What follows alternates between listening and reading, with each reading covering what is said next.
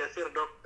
Terima kasih sudah Masya Allah memberikan materi yang tentunya adalah ada banyak hal yang baru yang mungkin di sini teman-teman dapatkan. Tetapi sekali lagi alangkah indahnya ketika sebuah kaidah keilmuan itu kita kolaborasikan. Apalagi keilmuan ini adalah sesuatu yang memang sudah ada tuntunannya, yaitu dengan membaca ayat Al-Quran, ruqyah syar'iyah dan sebagainya. Jadi kalau ibarat bahasa sekarang tuh, bestinya bekam itu adalah ruqyah syar'iyah, bestinya bekam itu adalah herbal sunnah. Jadi maka ketika dikolaborasikan, maka akan menjadi sebuah kekuatan yang dahsyat. Jadi tetapi sekali lagi tidak menafikan keilmuan-keilmuan yang lainnya yang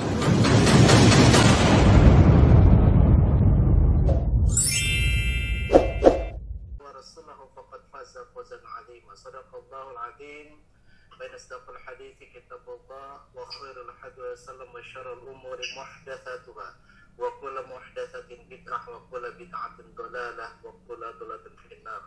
Allahumma shalli ala Muhammad wa ala alihi wa sahbihi wa man tabi'ahum bi ihsan ila yaumil Rabbi shrah sadri wa yassir li amri wa hlul 'uqdatam min lisani yafqahu qawli. Allahumma la sahla illa ma ja'altahu sahla. Bapak Ibu, teman-teman sekalian yang dirahmati Allah Subhanahu wa taala. Alhamdulillah pada kesempatan pagi yang berkah ini kita sama-sama senantiasa panjatkan puji syukur kita kehadirat Allah Subhanahu wa taala dan senantiasa memohon perlindungan kepada Allah, karena bisa jadi apapun yang terjadi pada kita atau kedepannya kita tidak diketahui dan hanya tergantung kepada Allah sajalah apa yang bisa kita lakukan. Tidak ada daya dan upaya apapun yang mungkin kita bisa lakukan tanpa pertolongannya. Maka pagi hari ini adalah sebuah momen upgrading PBI, Perkumpulan Bekam Indonesia Pusat, dalam rangka untuk memberikan upgrade ataupun mungkin kaitan-kaitan keilmuan yang tentunya mau tidak mau kita harus senantiasa menjadikan basis keilmuan kita sebagai sumber daripada aktivitas kita ataupun tindakan kita. Salawat dan salam senantiasa tercurah kepada ketua tunak kita Nabi Muhammad sallallahu alaihi wasallam, kepada keluarganya, sahabatnya, tabi'in serta orang-orang yang senantiasa istiqomah, senantiasa menjadikan At-Tibbun Nabawi, pengobatan Islam, pengobatan Tibbun Nabawi dalam hal ini adalah hijamah, salah satunya dalam menjadikan aspek pengobatan yang totalitas bagi kita tanpa menafikan pengobatan-pengobatan yang lainnya. Kemudian teman-teman sekalian dirahmati Allah Subhanahu wa taala, dari Sabang sampai Merauke, alhamdulillah PBI, Perkumpulan Bekam Indonesia PBI Pusat, mengadakan kembali Zoom webinar ataupun Zoom virtual upgrading keilmuan bekam yang semata-mata dalam rangka untuk menjadikan teman-teman senantiasa haus akan keilmuan, senantiasa menjadikan kiblat keilmuan itu senantiasa berbasis kepada yang pertama adalah tentunya ilahiyah.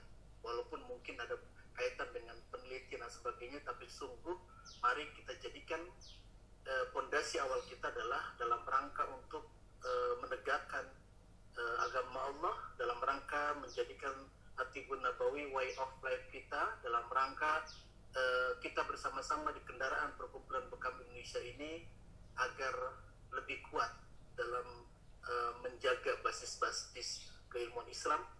Semoga kejayaan kedokteran Islam semakin dekat dan kita termasuk bagian orang-orang yang ikut andil di dalamnya. Amin amin ya rabbal alamin. Yang kami hormati Dr. Zaidul Akbar, Ketua Umum Perkumpulan Bekam Indonesia, yang Masya Allah membersamai kita semuanya, yang tentunya ini adalah sebuah support beliau agar kita semuanya dalam rangka ada ikatan-ikatan batin, ada ikatan ruh di dalamnya. Bagaimana caranya kita bersama-sama saling mengenal, saling nasihat menasihati, wa tawassaw bil haq wa tawassaw bis sabr, dan juga tentunya adalah mendukung setiap aktivitas program ataupun kegiatan organisasi perkumpulan bekam Indonesia ini. Dan hari ini alhamdulillah teman-teman sekalian ini temanya menarik ya, karena kaitan dengan Jimnasar yang tentunya ini secara psikologis atau goib ini masuk kerana kepada yang disebut dengan ruqyah syar'iyah atau pengobatan Al-Quran, tetapi ternyata konteks tibbun nabawi tidak hanya di situ saja, dan tentunya harus ada tindakan-tindakan yaitu aplikasi dengan hijamah atau bekam. Dan kita ketahui secara bersama-sama bahwa ternyata bekam tidak hanya berbicara masalah fisik semata, tetapi ternyata psikologis, bahkan termasuk gangguan-gangguan setan dan jin. Dengan izin Allah tentunya solusi yang terbaik dan bisa jadi menjadi solusi akhir zaman ataupun fitnatul akhir zaman, bahkan penyakit-penyakit akhir zaman. Kemudian juga kepada tim PBI Pusat yang telah juga hadir di Zoom ini, dan juga saudara-saudara sekalian, saudara-saudara seiman, seperjuangan, seprofesi di perkumpulan bekam ini, baik itu anggota PBI di sini hadir, masya Allah, anggota muda PBI juga, dan juga tentunya adalah para simpatisan atau mungkin orang-orang yang interest terhadap bekam yang kaitan di sini adalah berkaitan dengan wadah perkumpulan bekam Indonesia. Semoga teman-teman yang belum bergabung segera ikuti pelatihan bekam dimanapun berada, dan bagi yang sudah mengikuti pelatihan sampai bekam, maka naikkan levelnya untuk menjadi kompeten untuk mengikuti USBN dimanapun berada. Insya Allah PBI mitra resmi daripada Kemenkes menjembatani teman-teman sekalian dalam rangka untuk menegakkan syiar dakwah hijab atau tibbun nabawi, wabil khusus bekam sunnah.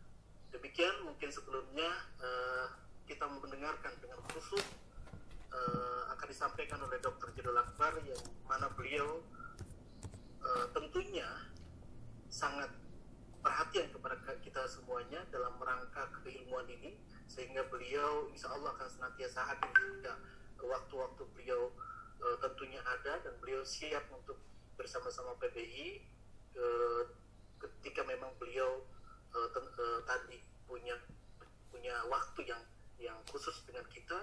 Alhamdulillah ketika beliau sibuk mungkin qadarullah tidak bisa, tapi hari ini alhamdulillah Allah berikan kesempatan kita untuk bisa bertemu dengan beliau secara live, dan semoga beliau senantiasa kita doakan sehat walafiat, diberikan keberkahan, dan juga tentunya menggawangi PBI ini menjadi organisasi profesi yang bermartabat, yang kemudian mempunyai izzah di bumi pertiwi ini, wabil khusus dan tentunya di dunia. Mudah-mudahan.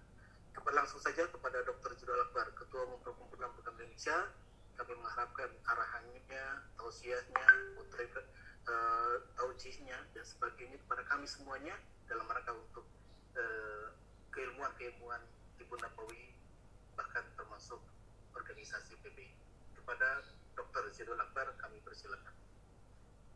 Ya baik, Assalamualaikum warahmatullahi wabarakatuh. Waalaikumsalam warahmatullahi wabarakatuh. Alhamdulillah, wassalatu wassalamu ala rasulillah wa ala alihi wa sahbihi wa man wala, asyhadu an la ilaha illallah wa la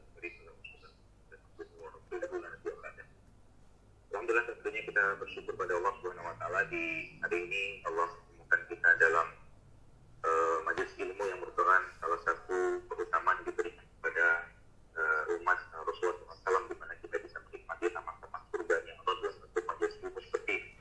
Dan tentunya harapan besar kita semua adalah ilmu yang kita dapatkan hari ini dari guru kita, ya, ahli ilmu, ya, Masya Allah, Pak Wahyudi Widaya, Dr. Wahyudi Widada, yang hari ini tentunya beliau juga orang yang banyak sekali kesibukan tentunya di fakultas dengan segala aktivitas beliau di sana, dan alhamdulillah beliau hari ini Allah berikan kesempatan untuk bisa hadir ke majelis ini untuk memberikan ilmunya. Dan tentunya bukan sekedar ilmu, kita tahu bahwa yang paling penting dalam sebuah ilmu itu teman-teman sekalian bukan cuma sekedar apa yang diberikan, tapi juga kita memohon kepada Allah agar itu atau ilmu tersebut menjadi keberkahan yang berterusan. Karena memang kita tahu bahwa di zaman sekarang seperti ini terlalu banyak ilmu yang kita dapatkan di sana ini, cuman ilmu tersebut justru malah tidak memberikan solusi. Sehingga kitanya hari ini tentunya mendoakan agar ilmu yang Allah berikan pada kita hari ini melalui Dr. Wahyudi Widada itu menjadi ilmu yang berkahnya berlimpah ya terus buat beliau khususnya dan keluarga beliau dan PBI dan para anggota PBI itu secara umum Islam. Dan artinya di sini kita perlu belajar bahwa sesungguhnya ilmu itu teman-teman sekalian bukan cuma sekedar apa yang kita pelajari ya, tapi juga kita perlu tahu dari mana kita belajar, seberapa ilmu itu memiliki keberkahan yang kita tentunya mohon ridho dari orang yang kita pelajari tersebut intinya agar ilmu tersebut menjadi ilmu yang bisa kita amalkan dan juga itu mengalir pahalanya buat beliau. Dan harapannya tema hari ini juga menjadi salah satu semangat kita ya, karena ini saya baca itu temanya menarik ya, dan mungkin unik gitu kan, karena ngomongin gaji nasab. Tentunya saya pun tidak tahu nanti sambungannya apa dalam perspektif Pak Wahyudi tentunya, tapi ini satu hal yang menarik yang bisa kita aplikasikan dalam praktek bekam ataupun dalam kehidupan kita sehari-hari, sehingga itu menjadi semangat ya bagi kita semua untuk mensyiarkan agama ini melalui kesehatan dan khususnya melalui perkumpulan bersama Indonesia. Saya kira mungkin itu yang dia sampaikan karena beliau sudah hadir juga, dan kami mengucapkan juga berterima kepada Pak Wahyudi Widada, guru kita semua, Masya Allah, semoga Allah jaga beliau, Allah muliakan beliau dengan ilmunya, Allah sehatkan beliau, Allah tambahkan terus ilmu untuk beliau dan keluarga beliau tentunya. Dan kita berdoa juga tentunya Allah menjaga PBI ini, Allah menjaga semangat kita, keikhlasan kita untuk menyampaikan pesan-pesan kebaikan melalui kesehatan dalam bekam dan tribun nabawi ini, sehingga disitulah semoga kita berharap Allah ridho dan Allah maafkan kesalahan kita. Saya kira mungkin itu Pak Heri yang disampaikan, karena tidak lebih dimanfaatkan waktunya dengan hadirnya Pak Wahyudi. Assalamualaikum warahmatullahi wabarakatuh. Waalaikumsalam warahmatullahi wabarakatuh. Jazakumullah khairan Dr. Judal Akbar yang kami hormati semuanya. Ini merupakan sebuah luar biasa. Beliau menyampaikan kaitan dengan masalah talabul ilm, dengan sungguh yang kita butuhkan adalah memang arahan-arahan langsung dari beliau berkaitan dengan masalah keilmuan. Karena sungguh dalam Quran dan surat Al-Mujadilah kita sudah mungkin menghafalnya, yarfa'illahu alladhina amanu minkum walladzina utul ilma darajat.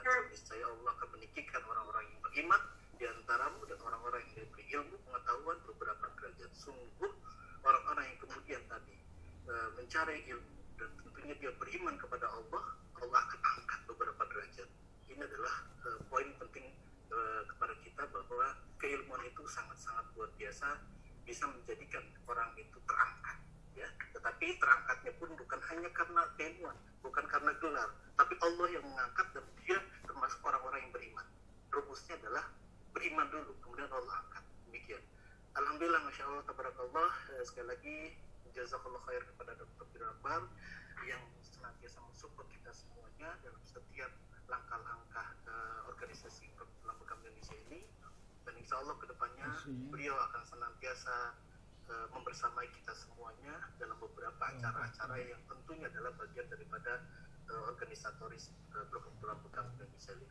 Ahlan wa sahlan Dr. Wahyudi Widada, SKP MUKAT. Selamat pagi, Dok. Assalamualaikum Waalaikumsalam warahmatullahi. Masya Allah, ketemunya di Zoom, Dok, belum di offline, Dok. Masya Allah. Dunia maya. Masya Allah, tabarakallah. Jadi teman-teman sekalian dirahmati Allah Subhanahu wa taala, alhamdulillah pada kesempatan ini ilmu baru. Sekali lagi, ini ilmu baru, Dok. Ilmu baru maknanya adalah bahwa jarang sekali yang mengupas terkait dengan bekam pada pasien gangguan jin nasab. Kenapa? Karena kita ketahui bahwa jin nasab ini, katakanlah kalau kita ambil secara parsial, bahwa masuk ke ranah ruqyah syariah ataupun kajian-kajian gaib lah gitu ya. Dan ternyata bisa jadi ketika kemudian kita kaji lebih dalam jin nasab itu kita sering mendengar dari teman-teman peruqyah ataupun mungkin yang mendiagnosa secara dalam kaitan dengan jin nasab, bisa jadi setiap kita itu punya uji nasab. Tapi wa'alam bishawab, apakah itu memang diturunkan atau mungkin ada kita tidak tahu klausul daripada nasab kita ke atas seperti apa, atau kalau bahasa keren sejarahnya itu trah kita itu kemana ya. Ketika kita telusuri trah kita ke atas, ya bisa jadi nenek moyang kita itu ada orang-orang sakti gitu ya, ada mantan dukun misalnya, atau ada orang-orang yang luar biasa ikhlas beriman kepada Allah, yang tentunya mungkin akan kita telusuri seperti apa. Ini luar biasa materi hari ini bekam para pasien gangguan jinasab yang implementasinya pada titik bekam sunnah gitu dok. Jadi nanti insya Allah teman-teman sekalian tolong didengarkan, karena materi hari ini kita masukkan ke Google Form. Nah, jadi kalau tidak bisa menjawab, tidak mengikuti materinya, maka biasanya di Google Form itu tidak terisi. Jadi hari ini materi Dr. Wahyu Widodo SKPMK dimasukkan sebagai sebuah tanda kutip ini bocoran pertanyaan materi yang pagi ini Dr. Wahyu Widodo SKPMK akan sampaikan. Demikian teman-teman sekalian dirahmati Allah SWT. Selamat menyaksikan, mendengarkan dengan khusyuk, kita fokus pada materi, dan mudah-mudahan tadi kita senantiasa dalam mendengarkan materi hari ini, tentunya saya mengingatkan diri saya pribadi untuk senantiasa memohon perlindungan kepada Allah. Itu. Kenapa? Karena kita membahas sesuatu yang gaib. Maka kita harus berlindung kepada yang maha gaib, atau yang menciptakan yang gaib dan menciptakan kita semuanya, yaitu Allah Subhanahu wa Ta'ala. Jadi insya Allah kita akan dijauhkan dari hal-hal yang negatif terkait dengan jin nasab tadi, yang mungkin mudah-mudahan kita tidak ada secara terah jin nasab yang mungkin bisa mempengaruhi dalam rangka untuk menjauhi atau katakanlah bermaksiat kepada Allah. Jadi sekali lagi, kuatkan akidah kita, ini adalah solusi. Kemudian juga tentunya solusinya adalah kembali kepada Allah juga dalam kaidah syariat yang sudah di Allah dan Rasulnya tetapkan. Kami persilakan kepada Dr. Wahyu Widodo SKPMK. Beliau adalah anggota Majelis Syuro PBI, kemudian Dewan Pakar PBI, peneliti darah bekam, dan tentunya beliau sekarang luar biasa, sudah banyak penelitian dan juga sudah masuk ke ranah-ranah psikologis dan hal-hal yang kaitan dengan gaib dan sebagainya. Tentunya ini menarik dan sangat menarik, apalagi disampaikan oleh pakar. Kepada Dr. Wahyu Widodo SKPMK, kami persilakan untuk memberikan materinya pada kesempatan pagi ini. Tafadhol. Assalamualaikum warahmatullahi wabarakatuh. Waalaikumsalam warahmatullahi wabarakatuh. Bismillah, alhamdulillah, wa syukurillah, wa la hawla wa la quwata illa billah. Innal hamdalillahil aliyyil azim, khalaqal insana fi ahsani taqwim, khalaqal mauta wal hayata liyabluwakum ayyukum ahsanu amala. Rabbi shrah li sadri wa yassir li amri wahlul 'uqdatam min lisani yafqahu qawli, amma ba'd. Alhamdulillah, kita orang-orang yang beruntung, orang-orang yang terpilih karena mengambil keputusan untuk menggunakan detik-detik ini, menit-menit ini, 3 jam, 4 jam ke depan ini untuk talabul ilmi. Mungkin ada yang mestinya kemana begitu, mestinya ada acara keluar, tetapi hari ini memilih untuk duduk manis, menyimak.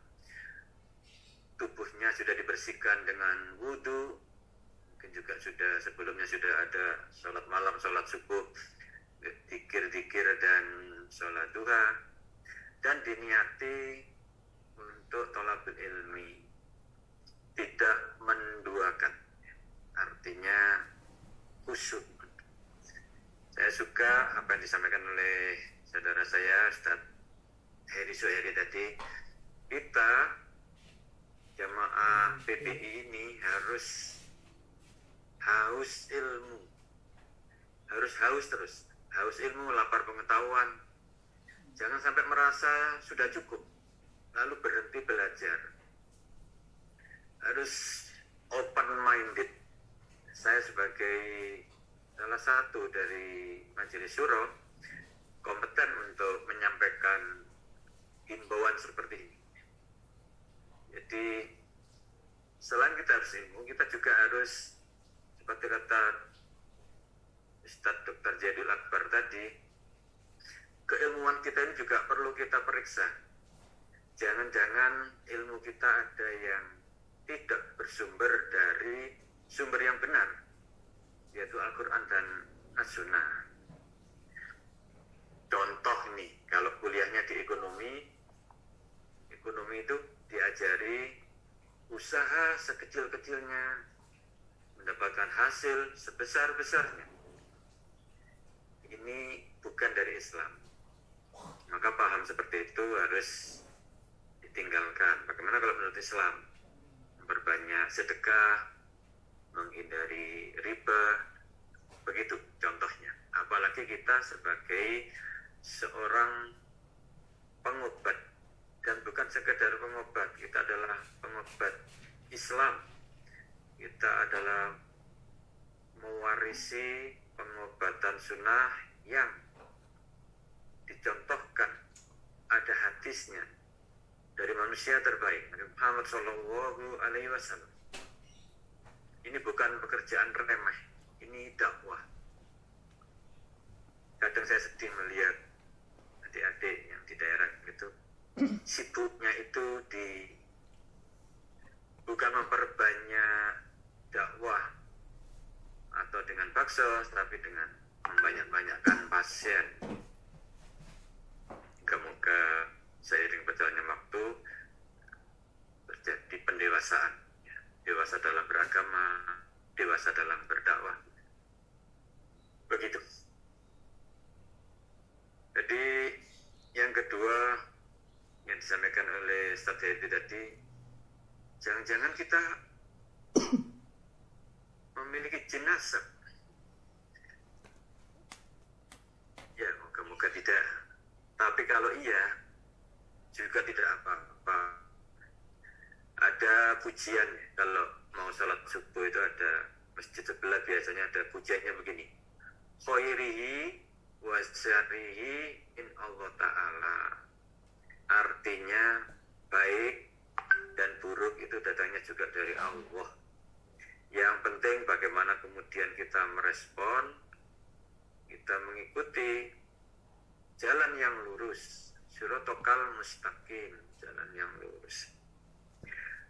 Bisa jadi kaya itu, banyak rezeki, banyak harta itu tidak baik. Banyak pasien tidak baik.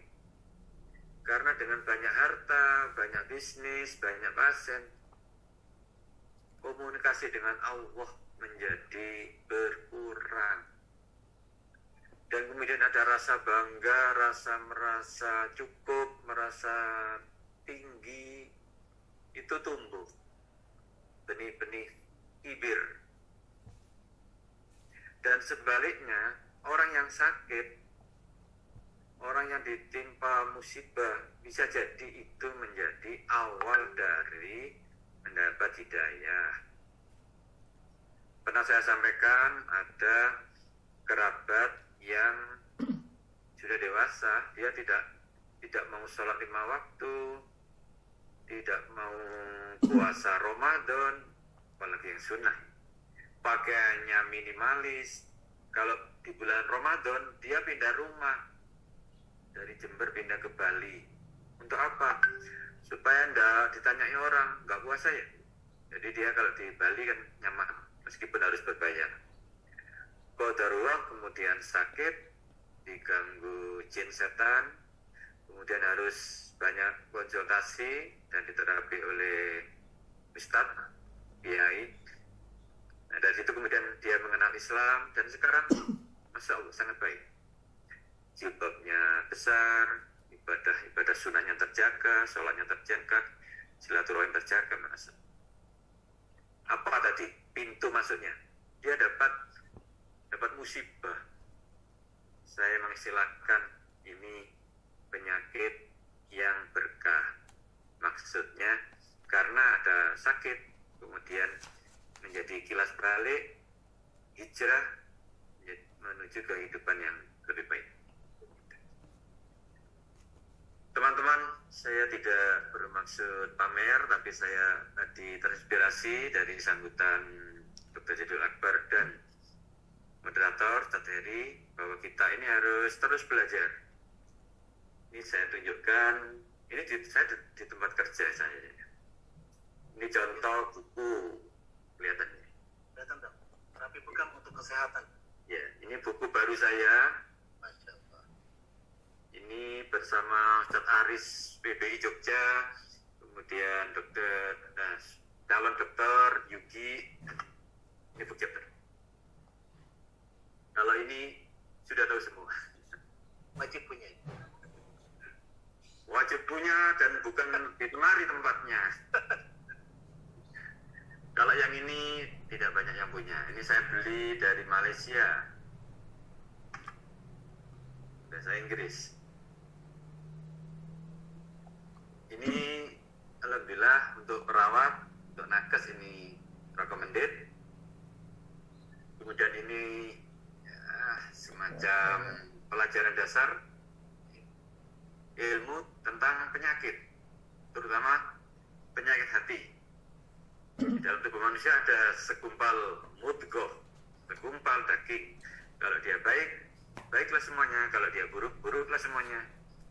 Dia adalah kolbu. Berarti yang penting dalam diri manusia adalah kolbunya. Ini rujukan hari ini, tulisan dari Ustaz Faizar. Dan ini hadiah dari seorang dokter di Malang yang menekuni, dan kami sepakat bahwa ilmu kedokteran, ilmu keperawatan, ilmu kesehatan konvensional itu akan menjadi lengkap kalau bersama Al-Quran dan hadis Nabi. Kalau seperti ini kan fisik saja, ini bukunya orang Barat. Begitu, bismillahirrahmanirrahim. Mari kita awali topik kita hari ini tentang jin nasab. Slideshow.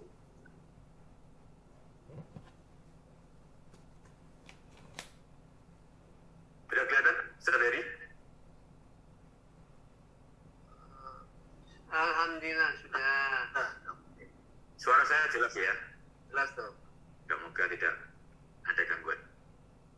Bismillahirrahmanirrahim. Judulnya tentang bekam pada pasien gangguan jin nasab. Ya. Apakah jin nasab itu? Yaitu jin yang mengganggu manusia. Lebih tepat setan yang mengganggu manusia. Jadi setan itu kan berasal dari dua golongan, dari bangsa jin dan bangsa manusia. Manusia yang jelek perilakunya itu setan. Jin yang jelek itu namanya setan. Ketika leluhur kita, mungkin bapak, mungkin kakek, mungkin buyut, memiliki kodam jin, dan mereka memiliki komunikasi, perjanjian. Contohnya kalimatnya begini: kamu jaga anak keturunan saya, 7 turunan. Begitu. Dan jin ini dia memegang teguh perjanjian, dijaga. Saya menghormati kepada leluhurnya yang pernah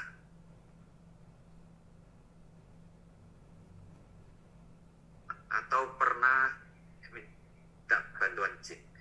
Di surat Al-Jin ada insyaallah ayat ke-6. Jin itu bisa diletakkan di dalam keris, di dalam kalung, di dalam cincin, di pintu, atau di dalam tubuhnya, atau dimanapun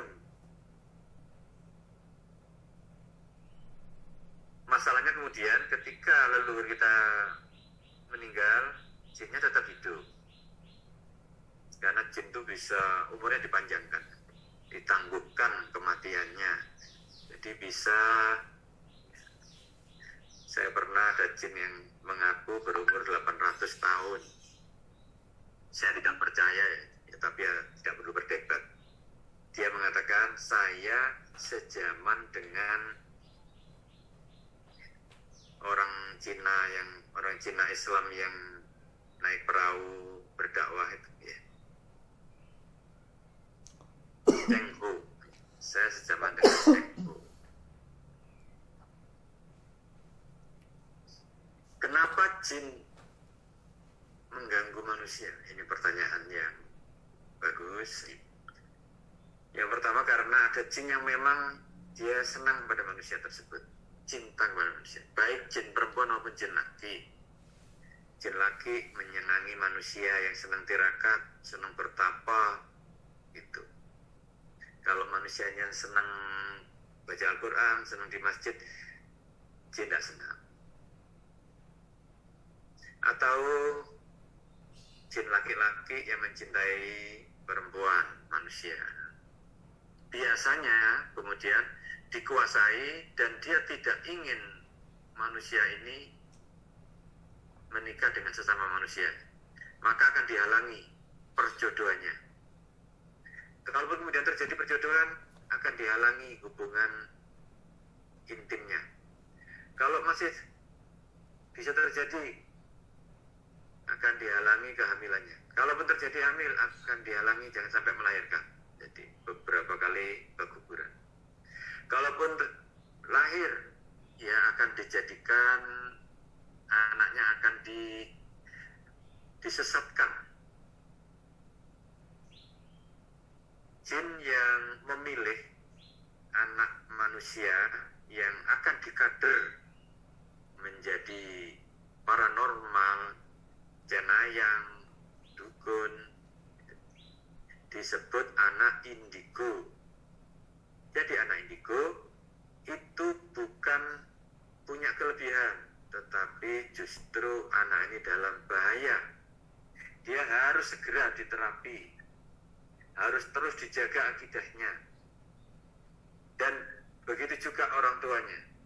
Karena anak ini bisa indigo, pasti ada salah satu kalau salah dua, yaitu jalur dari bapaknya atau ibunya. Yang kedua, disuruh manusia, ini dikirim ya. Yang ketiga, jin dendam pada manusia. Ini hati-hati, misalnya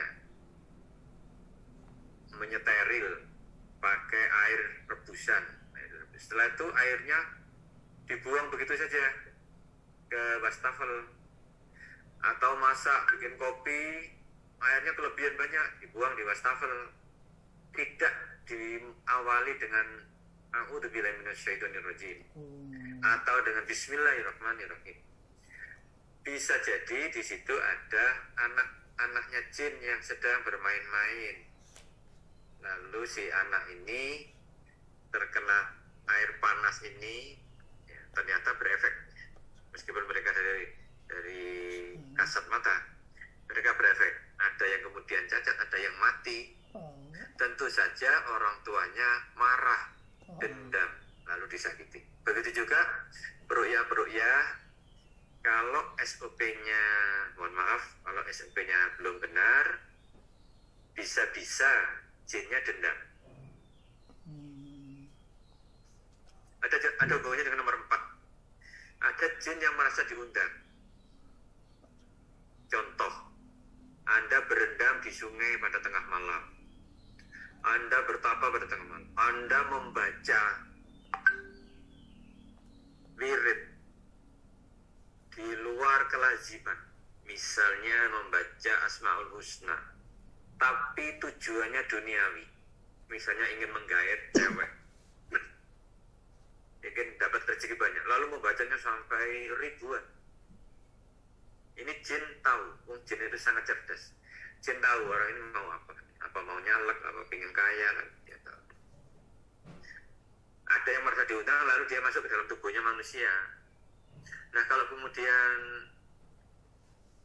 di kemudian waktu jin ini langsung diruqyah, diusir, jin ini nanti bisa marah. Saya masuk ke dalam tubuhnya manusia, bukan keinginan saya, tapi saya diundang. Kok sekarang saya diusir ini? Dia bisa marah kepada manusia yang mengundangnya atau pada peruqyah yang telah mengusir paksa. Jadi ada SOP yang baik dan benar. Ini dalil, ini Al-Quran, insya Allah ayat ini benar digunakan pada kasus ini, dan kita meyakini Al-Quran adalah la raiba fi, tak ada keraguan di dalamnya.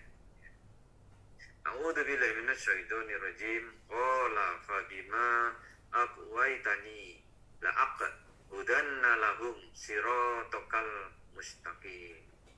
Summa la'atiyannahum min baini aidihim, dari depan, wa min khalfihim, dari belakang, wa an aimanihim, dari sisi kanan, wa an samailihim, dari sebelah kiri. Wala tajidu aksarohum syakirin. Jadi ini kan percakapan, bahkan kontrak antara jin, dalam hal ini iblis, dengan Allah. Iblis mengatakan begini, karena qala fabima, engkau telah menghukum saya tersesat, saya benar-benar akan menghalang-halangi anak cucu Adam dari jalanmu yang lurus. Summa, kemudian saya akan mendatangi mereka dari depan, dari belakang, dari sisi kanan, dari sisi kiri, dan engkau tidak akan mendapati kebanyakan dari mereka bersyukur.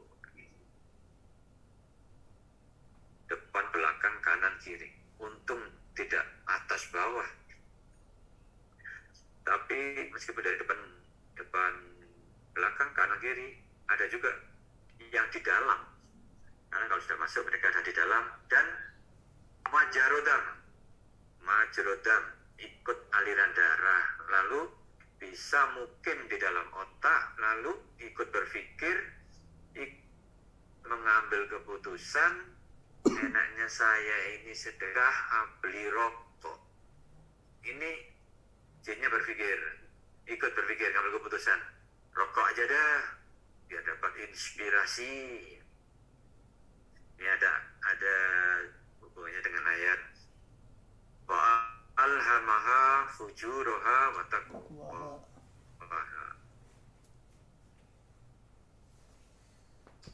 Setiap orang memiliki potensi untuk menjadi baik dan menjadi potensi untuk menjadi buruk. Jadi di sini Allah memberi kebebasan, kan sudah dikasih akal, sudah dikasih petunjuk. Kita bisa memilih suka-suka kita, mau kanan mau kiri.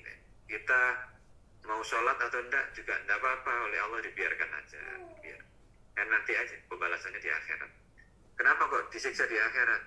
Ya karena efek dari sudah dikasih hidayah kok mengambil yang buruk. Tanda umum gangguan jin nasab, pada dasarnya ada dua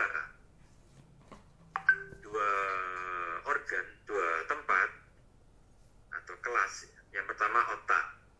Ciri-ciri orang ada gangguan jin nasab umumnya begini: sakit kepala. Sakit kepala itu bisa lebih ke arah hedis. Bahasa Sundanya apa ya? Sakit kepala. Kalau bahasa Maduranya nyelo cetak. Sakit kepala. Pening, bukan pusing, pening.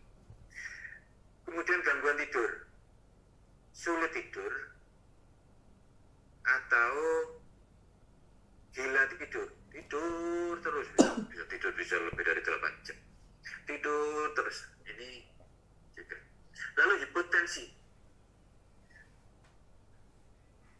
Jadi kalau ada sekeluarga kok hipotensi, kita lihat. Kalau orangnya miskin, karena kurang gizi. Tapi kalau orangnya berkecukupan, ada tanda-tanda ini. Dan ada tindihan.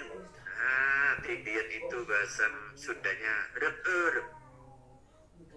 Ya Pak Heri. Pak Heri, Pak Dimas. Lanjut. Iya, rep.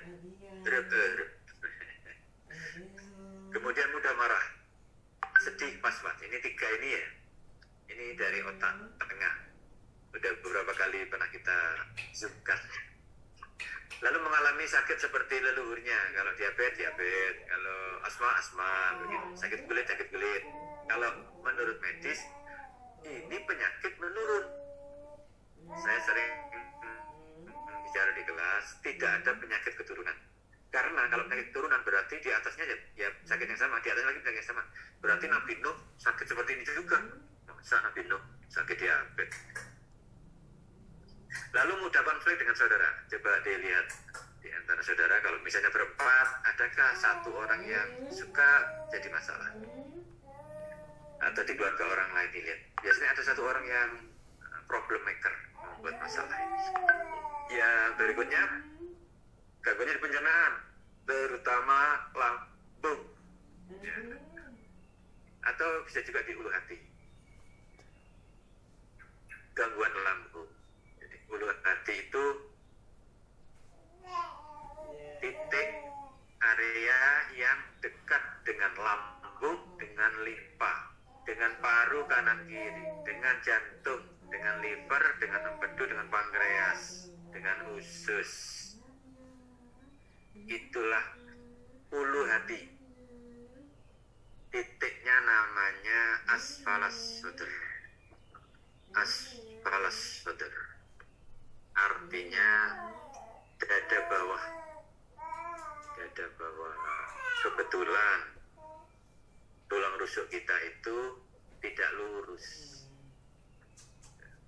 Pas bagian ulu hati itu kan ada darah yang menjorok ke dalam. Itu ada trainer yang mengatakan nggak boleh di sini. Gimana saya tidak tahu dia. Dia dasarnya apa ya? Menurut saya sangat baik. Kemudian lambung itu di sebelah kiri. Hampir semua manusia di Indonesia punya sakit lambung. Ada yang sembuh kambuh, ada yang sudah sembuh, dan ada yang sampai sekarang. Untuk mengetes sakit lambung ini karena gangguan jin atau bukan, kita beri herbal yang sunnah, misalnya madu. Kalau diberi madu tidak cocok, panas, mual, diare, pasti. Atau habatus sauda, diberi habatus sauda panas. Nah ini udah positif 3 ini kan, hampir pasti. Lalu nyeri pinggang, kenapa? Ya, lanjut dok. Gini. Kemudian nyeri pinggang, kenapa nyeri pinggang? Karena pinggang ini pada dasarnya kan juga otak. Jadi otak itu dilanjutkan ke bawahnya dengan vertebrae, tulang belakang. Dan tulang belakang itu titik lemahnya ada di daerah pinggang. Dan di pinggang ini ada usus besar, usus kecil, ada prostat, ada rahim, ada organ reproduksi, dan mengurus juga saraf-saraf di kaki. Ini saya sering berdiskusi dengan Ustadz Kantur. Menurut Ustadz Kantur, titik alawari itu adalah sisi kanan kiri pangkal paha, yaitu di bokok ya. Atau bahasa medisnya atau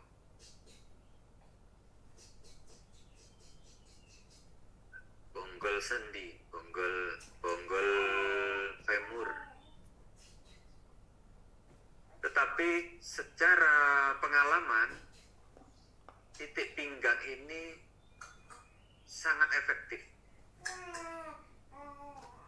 Jadi saya kalau membuka pasien supaya tidak hias pinggangnya, yaitu alwari itu atau poton, saya tidur juga saya pegang gitu. Jadi dua-duanya dapat.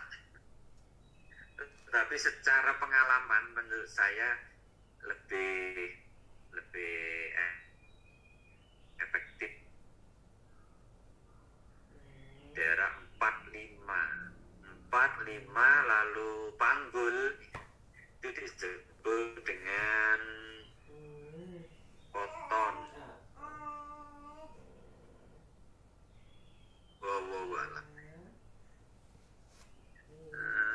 Tanda dan gejala yang lain, marah berlebihan, sedih berlebihan, sahwat menggebu, ini bisa nafsu sahabatnya, kemudian kelainan orientasi seksual, senang dengan sesama, senang sodomi, senang pokoknya seksnya yang tidak beres itu. Dan itu sekarang tren dan bukan suatu aib. Kemarin ada konser namanya Coldplay. Wah, sampai jutaan tiketnya.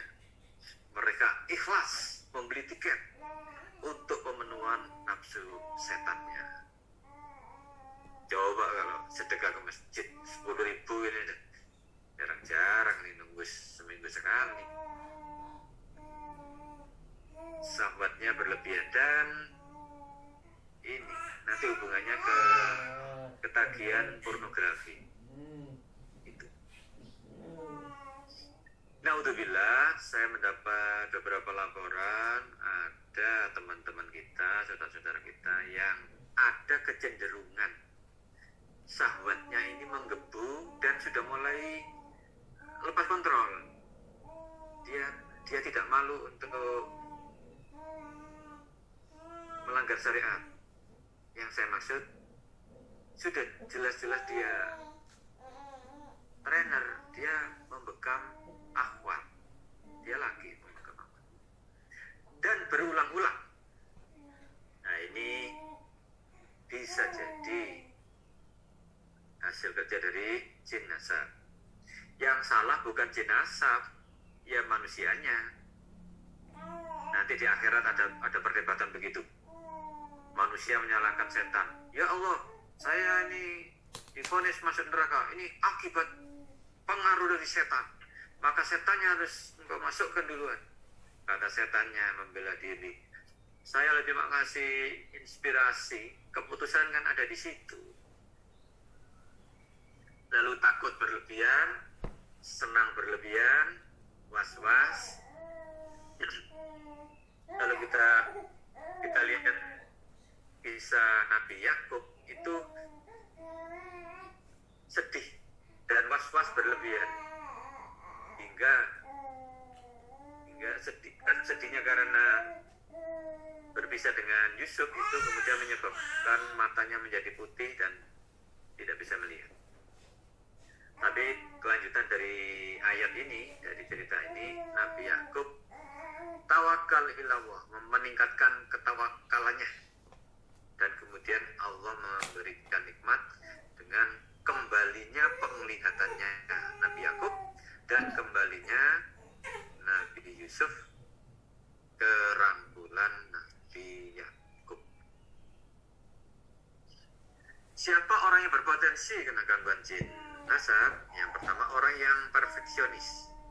Perfeksionis itu orang yang bawaan kepribadiannya itu kesempurnaan. Misalnya ada ujian, soalnya 100, kemudian dia salah 5, dapat 95. Itu dia menyesali diri. Aduh, kok sampai salah yang 5 ini ya, sedih. Dia baru bahagia kalau 10, dapat 100. Salah 5, ini getun, nyesal aku bisa salah, maunya 100. Begitu juga dalam pergaulan, dia tidak ingin ada kekurangan baik pada dirinya maupun orang lain.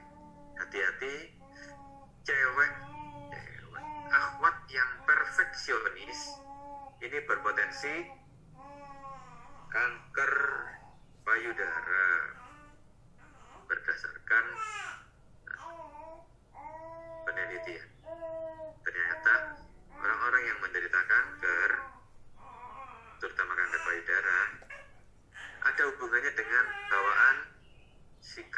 perfeksionis. Kemudian introvert, pendiam.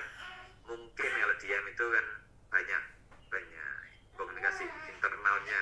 Lalu setan masuk, terutama dari jin pembisik, dia dibisikkan. Kalau dalam bahasa di keperawatan ini namanya komunikasi internal. Ini terjadi gangguan isi pikir. Yang ketiga, dominansi. Dominan artinya di dalam grup kalau diskusi tidak mau kalah. Pokoknya harus dia yang menang, dia yang nomor satu. Ini ada hubungannya dengan nomor satu. Yang keempat, pendendam dan mudah hasad. Hati-hati untuk akhwat, ini juga berhubungan dengan penyakit tumor organ reproduksi. Yang kelima, memang berbakat, suka berbohong. Ini senang jin dengan orang yang begini, ini senang ini. Orang yang asik dengan diri sendiri, suka menyendiri, suka bertapa, suka mencari ilham, mencari pangsit, ini senang jin. Atau yang banyak beranak. Karena itu kalau ada punya anak, saudara, ponakan yang umurnya sudah dewasa, sekitar umur 25, sebaiknya dipaksa menikah. Paksa aja. Jenis jenazah. Ada jenazah pembela. Jenazah pembela itu kalau seseorang disakiti, saya misalnya, disakiti, dibully oleh peserta, oleh teman-teman di kantor. Nanti orang yang membuli saya itu dapat musibah, kecelakaan, atau banyak meletus, atau kehilangan HP, atau ada poin dapat musibah.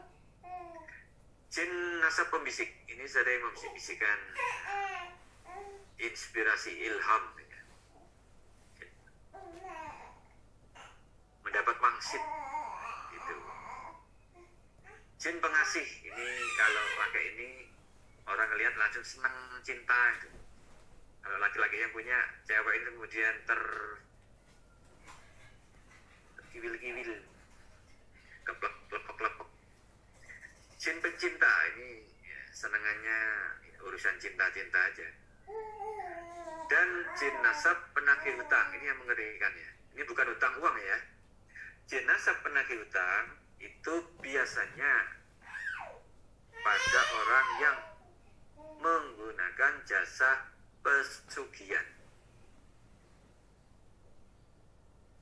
Lalu jinnya minta menagih hutang pada keturunannya berupa kecacatan dan kehinaan yang lain.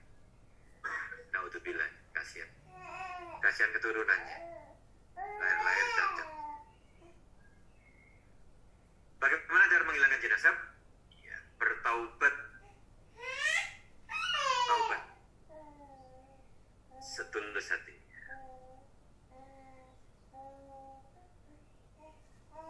Sebaiknya disampaikan secara verbal. Yang kedua, memusnahkan pusaka. Kalau memang bertaubatnya serius, dicari adakah benda keramat itu dalam tubuhnya. Cincin ini dari mana? Kalung dari mana? Ini apa yang di telinga namanya? Anting. Anting ini apa dari mana gitu? Apa ada kalung? Apa ada di dompet, di sabuk? Kalau ada, harus dimusnahkan. Jangan dibuang. Apalagi dikasihkan orang. Nanti malah timbul masalah baru. Jadi harus dimusnahkan dengan membaca ta'awudz, berdoa kepada Allah, sholawat dan sebagainya, kemudian baru dimusnahkan. Harus sampai patah, putus, hancur, terbakar gitu. Kalau keris ya harus patah. Jangan yang selain itu, misalnya saya buang di gudang, saya kasihkan orang, saya jual, jangan. Harus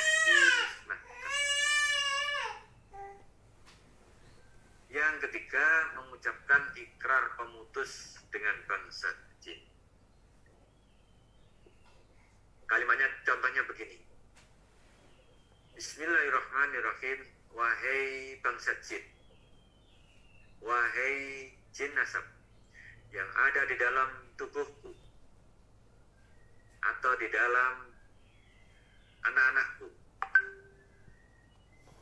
saya minta secara baik-baik, jadilah jin Islam, bertaubatlah kepada Allah. Saya dan keluarga saya mulai hari ini dengan mengucapkan Bismillahirrahmanirrahim. Kami berlepas diri dari ikatan perjanjian yang pernah dibuat leluhur saya dengan bangsa jin. Kami sudah putus. Kami tidak memiliki hubungan lagi dengan ikatan perjanjian yang pernah dibuat bangsa jin dengan leluhur saya. Karena itu, wahai jin nasab yang ada di kepala saya, yang ada di dada saya, yang ada di lambung dan pencernaan saya, yang ada di organ reproduksi, organ kemaluan saya, tangan kaki saya, di kulit saya, di darah saya, keluarlah. Kalau kamu mau masuk ke dalam Islam, aku akan membimbingmu. Keluarlah karena temanmu bukan di dalam tubuh saya.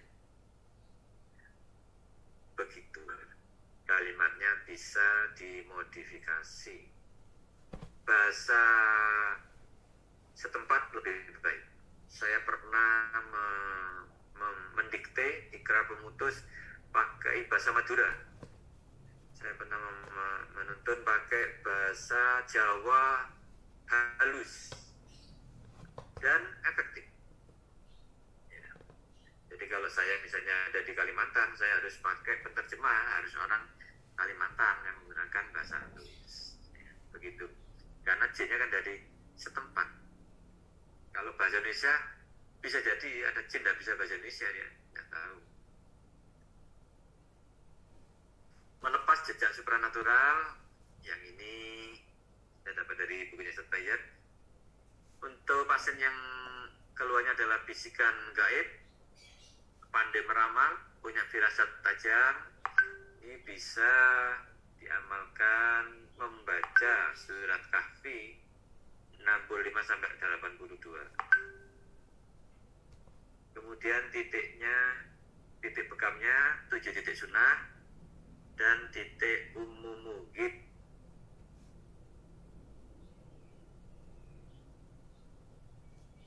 Ini boleh dipakai, boleh tidak. Yang bawah ini dari Ustaz Faizal, kulit kentang, biji pala, daun seladri yang sudah dibersihkan ya, steril lah. Dibersihkan, ditumbuk halus, kemudian dioleskan di area kepala, di daerah yang di seputar daerah yang dipegang.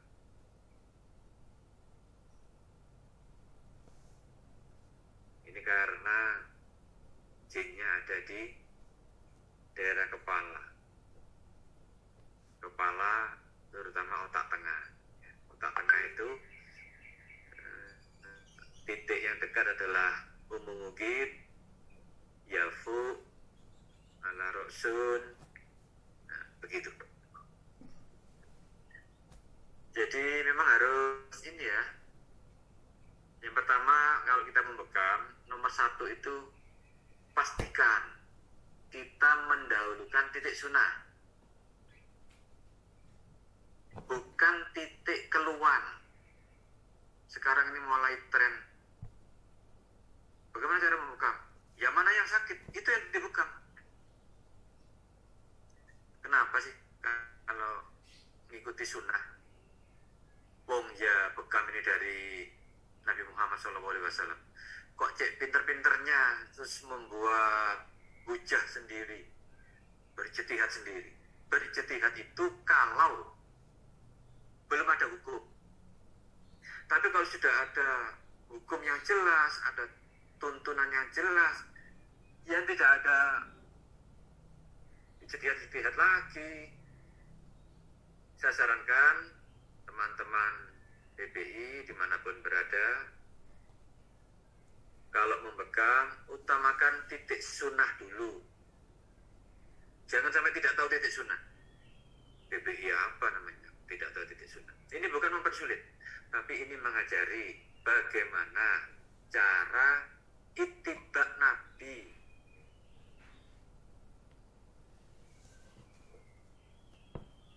Ini sudah mudah bekam hipno. Udah mulai pintar. Makanya kita itu disunahkan untuk berdoa begini. A'udzubillahi minasyaitonir rajim. Rabbana la tuzigh qulubana. Rabbana la tuzigh qulubana ba'da idh hadaitana. Artinya, ya Allah, jangan engkau biarkan saya melenceng sedikit. Ini bukan melenceng jauh ya. Melenceng sedikit saja ini kita diajarkan oleh Allah untuk minta doa begitu. Ya Allah, jangan kau biarkan saya melenceng sedikit. Ya, cuma melenceng 1%, 1 derajat, 5 derajat, sedikit itu. Jadi artinya tuzik itu artinya melenceng sedikit. Karena kalau melenceng sedikit, lama-lama akan bertambah, nanti melencengnya 45 derajat, 90 derajat, 145 derajat, lama-lama melenceng tegak lurus, melenceng penuh. Jadi saya ingatkan teman-teman, kalau membekam, utamakan titik sunnah. Umumukid, ala roksun, yafu, kemudian akhda'ain, kahil, kemudian titik punggung, kemudian yang di kaki, titik punggung kaki ya. Dahrul qadam, dahrul qadam. Baru kemudian mencari titik keluhan. Keluhan itu harus tahu anatominya. Misalnya, sakit apa Bapak? Saya diabetes. Oh, diabetes yang sakit adalah organ pankreas. Maka kita cari pankreasnya. Ada sekarang ada titik tiksar. Di mana yang sakit, di situ yang dipegang. Kalau orangnya suka mulutnya sakit, ya dipegang di situ.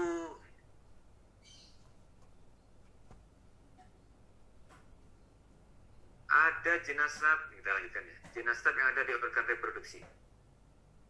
Bagaimana cara memegangnya? Ini tadi. Pegang 7 titik sunnah. Di PBI memang tidak ada kata-kata pegang 7 titik sunnah. Yang ada pegang titik sunnah. Saya menetapkan sendiri untuk SOP di tempat saya. Kalau saya memegang, saya utamakan 7 titik sunnah. Gitu. Kenapa kok tidak 3? Sedikit. Kenapa tidak 10?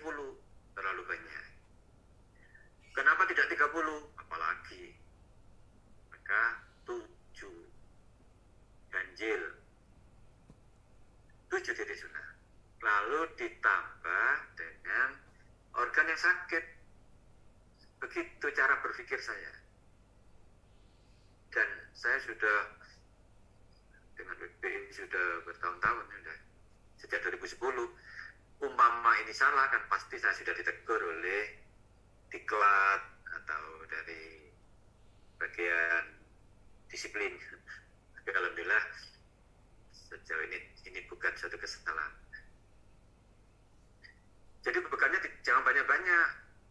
Memperbanyak titik bekam itu menunjukkan titiknya remeh, tidak tepat gitu. Nabi Muhammad kalau berbekam 3 titik, 1 titik, tapi tepat, benar. Maka menurut saya secara wasatiyah, jalan tengah-tengah, bekam itu 7 titik sunnah. Terus ditambah angka reproduksi. Jadi kira-kira ya 9-10. Paling banyak, jangan banyak-banyak.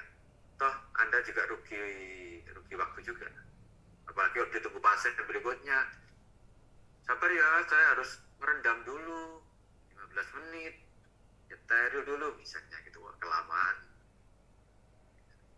Ini ada dari kitabnya Ustaz Faizar, Daging Sapi 1 on tanpa lemak. Beliau merujuk pada satu kitab, saya lupa namanya. Kemudian 3 kuntum bunga wijaya kusuma yang sudah mekar. Insya Allah ini bukan kesyirikan, tidak berhubungan dengan hal syirik. Kemudian dibacakan surat Hud ayat 44. Yang ini saya belum pernah mengamalkannya. Untuk yang ayat ini dan titik ini saya belum pernah mengamalkan. Saya menggunakan ayat-ayat yang lain.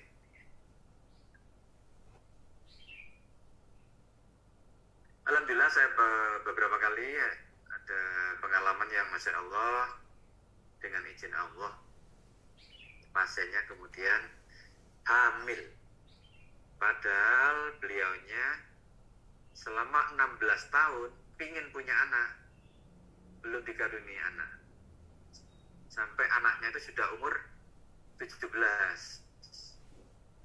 Kemudian kami ruqyah di organ reproduksinya, kami bekam di organ reproduksinya. Alhamdulillah, beliau sendiri yang ngomong, alhamdulillah Pak, setelah pembekaman saya sudah tidak main lagi. Alhamdulillah, sekarang anaknya sudah berumur 1,5 tahun. Bagaimana untuk pasien yang memiliki kemampuan melihat hal-hal gaib? Ini tersiksa loh anak-anak begini ya. Caranya pegang area alis kanan kiri dipegang dengan tangan kanan, kemudian dibacakan Al-Fatihah, Al-Baqarah ayat 20. Yang mana yuk? Kemudian Al-An'am 103, la tudrikuhul absaru, seterusnya. Dia tidak dapat dicapai oleh penglihatan mata, sedang dia, Allah, dapat melihat segala yang kelihatan. Dialah yang maha halus, lagi maha mengetahui. Lalu dibaca sholawat Ibrahimiyah, Allahumma sholli ala Muhammad wa ala ali Muhammad kama sholaita ala Ibrahim wa ala ali Ibrahim wa barik ala Muhammad wa ala ali Muhammad kama barakta ala Ibrahim wa ala ali Ibrahim innaka Hamidum Majid. Cara yang lain, minyak zaitun dihangatkan, dicampurkan dengan tumbukan 7 helai daun bidara, bisa ditambahkan dengan garam bukit, lalu dibacakan ayat yang seperti tadi, Al-Fatihah, Al-Baqarah 20, Al-An'am 103. Al-Baqarah 20 itu yang kilatan itu ya, kilat, dia terang, dia berjalan, gelap, dia berhenti itu. Ada juga, ini sama tadi, menghilangkan kemampuan melihat. Apa ini seperti perdukunan? Ini menggunakan ayat-ayat Al-Quran. Ini menggunakan sedapat mungkin meniru Nabi. Insya Allah lebih aman daripada kita serahkan kepada ustadz, kiai yang kita tidak tahu. Jangan-jangan uskun, ustadz dukun. Jangan-jangan yai dukun. Kan bukan mendingan lagi. Ini kan berdasarkan dari Al-Quran. Insya Allah baik. Pada dasarnya semua ayat Al-Quran itu adalah ayat-ayat ruqyah. Semua ayat Al-Quran ditakuti setan. Jangankan Al-Quran, kebenaran saja ditakuti Al-Quran. Saya ulangi, jangankan Al-Quran, kalimat benar saja itu ditakuti setan. Misalnya begini, kita ini adalah hambanya Allah, manusia, jin, malaikat, tanaman, hewan, ini semuanya adalah hambanya Allah. Dan nanti terutama manusia dan jin akan dimintai pertanggungjawaban urusannya nanti di akhir. Itu kan bukan ayat Al-Quran, kalimat bahasa Indonesia itu setan sudah paham. Dia pasti akan bereaksi, misalnya bersendawa atau tangan kakinya jadi dingin atau berkeringat atau berdebar begitu. Itu baru kalimat bahasa Indonesia nih. Bisa juga daun sukun 2 lembar, temulawak 1 rimpang, jahe 2 rimpang, kunyit putih, diminum setiap hari, ditambah dengan ayatnya tadi itu. Al-Fatihah, Al-Baqarah 20, Al-An'am 103. Ada juga resep yang lain, kurma ajwa 7 butir. Lihat ada angka 7. Angka 7 itu sunnah. Banyak angka 7 di dalam Al-Quran. Langit 7 lapis, bumi 7 lapis. Al-Fatihah 7 ayat. Karena itu saya berijtihad, kalau saya membekam, titik sunahnya 7 titik sunnah. Gitu. Kurma juga 7 butir. Ada hadisnya, barang siapa konsumsi kurma ajwa 7 butir pada pagi hari, maka tidak akan ada sihir dan setan yang akan mendekatinya.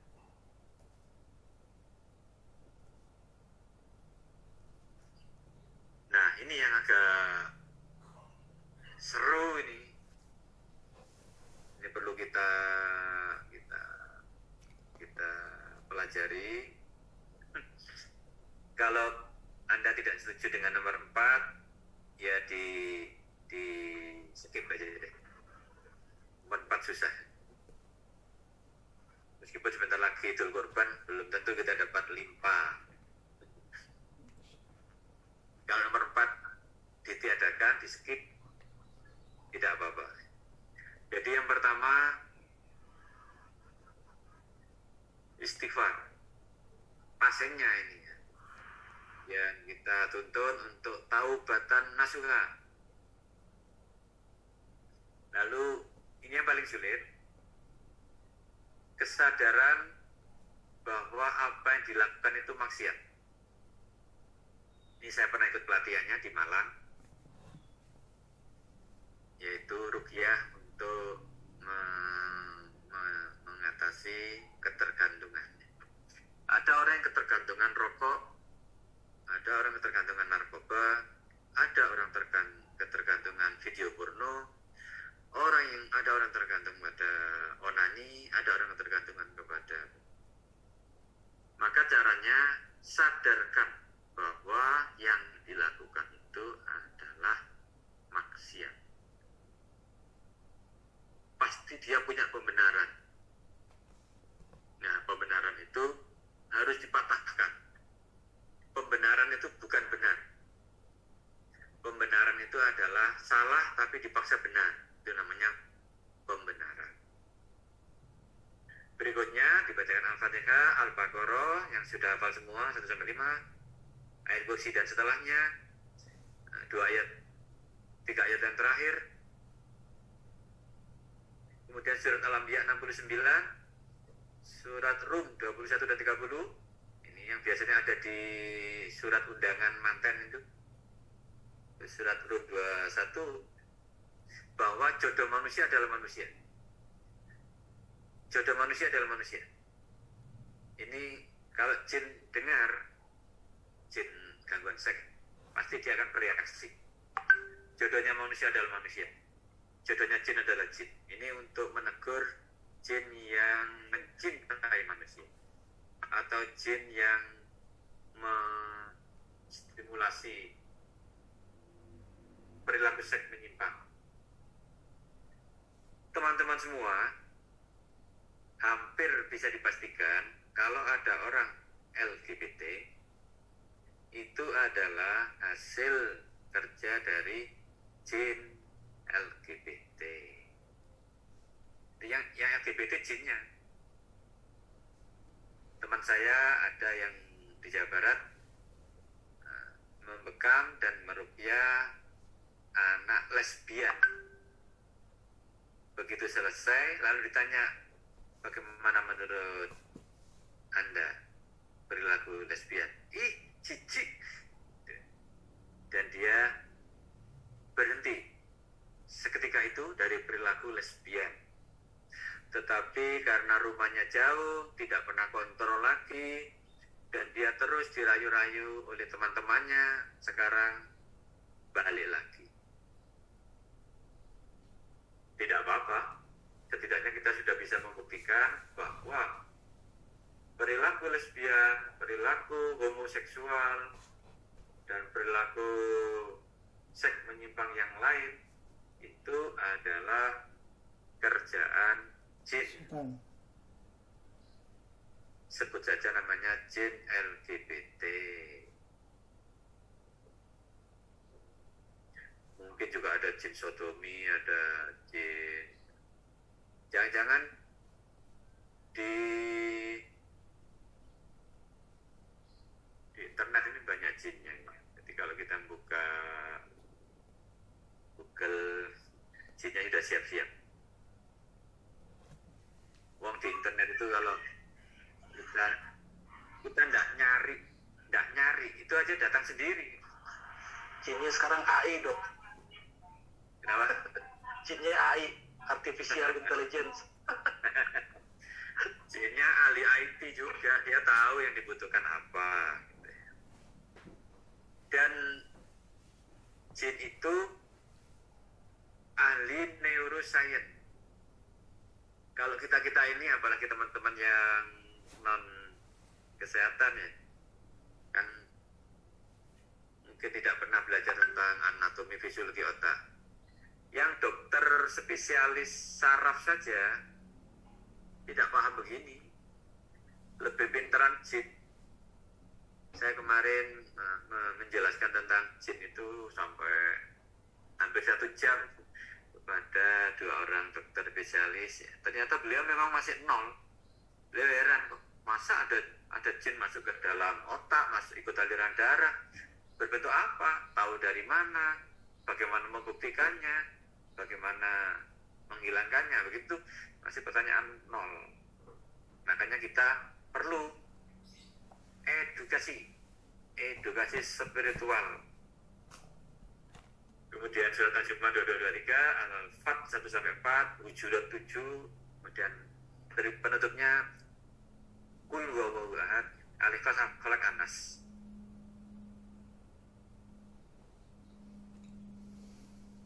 Kalau mungkin ada yang berbeda surat dan ayat, ya tidak apa-apa. Contohnya saya juga belajar dari kitab yang lain untuk menghadapi jin nasab itu membaca surat pertama dari surat di Al-Quran yang kita tidak boleh membaca bismillah di dalamnya, yaitu surat Al-Baro'ah. Surat Al-Baro'ah adalah surat yang tidak dimulai dengan bismillah. Coba dilihat ayat yang pertama. Nah, ayat yang pertama itulah yang menyebabkan dia disebut surat Al-Baro'ah. Biasanya disebut juga surat At-Taubah.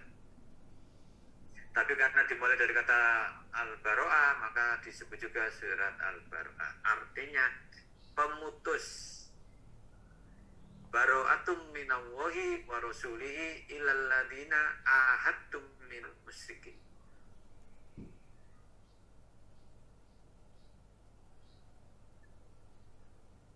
Alhamdulillah, pengantarnya tadi, itu baru pengantarnya.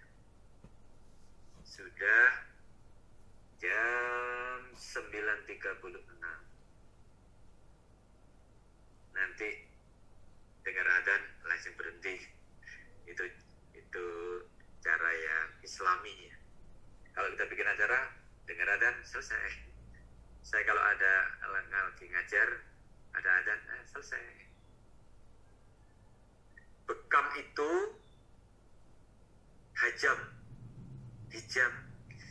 hijamah artinya menyedot untuk dibuang. Dalam definisi operasional, bekam adalah membuang sampah. Sampah dibagi dua, sampah imaterial dan sampah metabolisme. Sampah imaterial itu meliputi emosi negatif, ujub, riak, kibir, sombong, sum'ah, hasad, iri, dengki. Itu emosi negatif. Dengan dibekam, semoga bisa diminimalisir. Dan imaterial yang kedua, jin, sihir, ain. Dalam hal ini jin nasab. Ada jin-jin yang lain.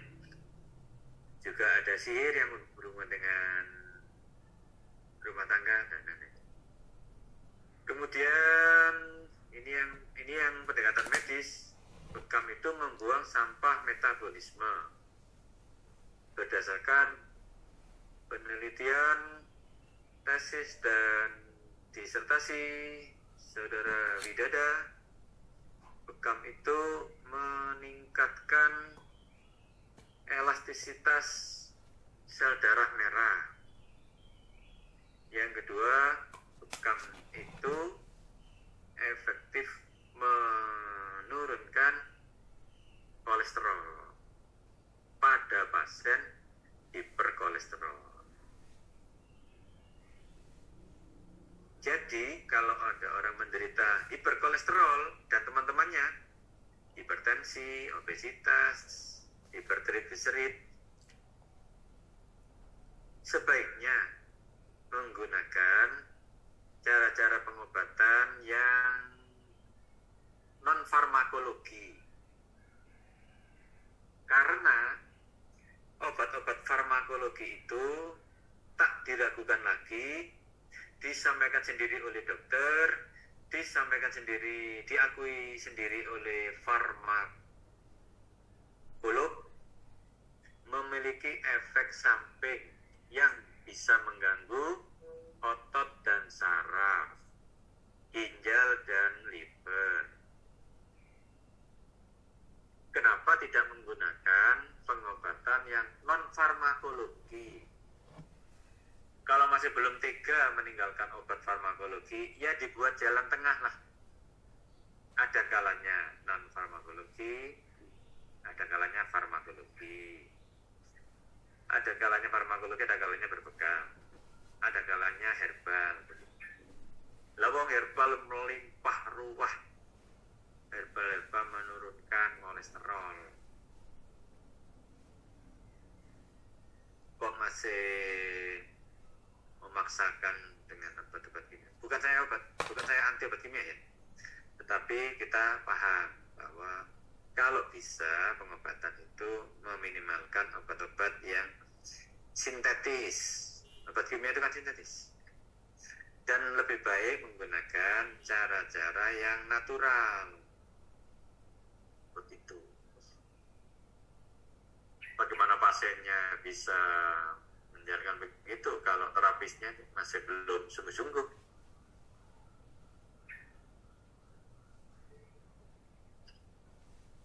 Ini sangat penting, istilahnya edukasi spiritual.